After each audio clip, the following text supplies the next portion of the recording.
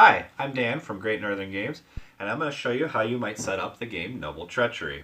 So I've separated the common cards, which are the cards without diamonds, from the uncommon cards, which are the cards with diamonds. There should be 35 uncommon cards and 45 common cards.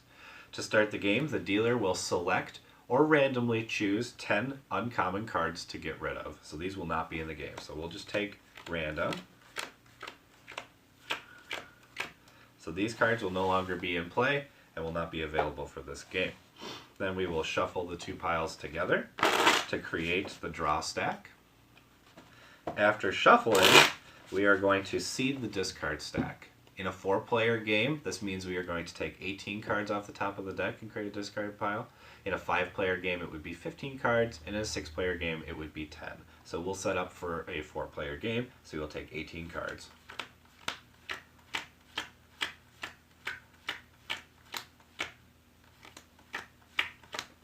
So this is now the discard stack. So no one will know what is in the game or out. This adds a little bit of element of surprise. You'll no longer be able to count how many 9s are in the game because you will not know.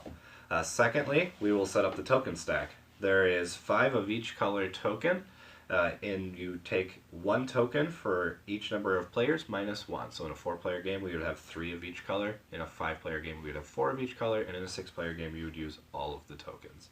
You always use the lowest value tokens that are available before taking tokens out. So since we are playing a 4-player game, we will remove the top 2 of every stack, and this is our token pile. Next, every player receives 7 cards. So we will deal out 7 cards to each player.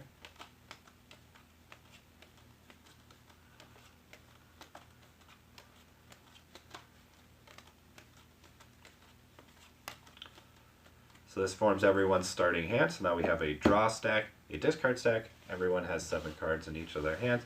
And the last thing that needs to happen is that everyone needs to receive 2 random alliance tokens. To do this, the dealer will start by rolling all of the dice. The highest value die will be the token that you receive. If there is a tie, you always take the lowest value. So since I have a green and a yellow, both being 6s, 2 on the green is lower than the 5 on the yellow, so I would take this token. Each player goes around and rolls the dice, so the next player would roll. They would also receive a yellow. The next player would roll. They would receive a red. And the last player gets to go twice, and then it would go backwards. So this player gets a green. Actually, they get a yellow, sorry, excuse me. Then they would roll again, and they would get a blue. So now they have their 2 tokens. This person would get a black. This person would get a red. And then as the dealer, I would get my last token, which would be black. So now everyone has 2 tokens and 7 random cards in their hand, and the game can begin.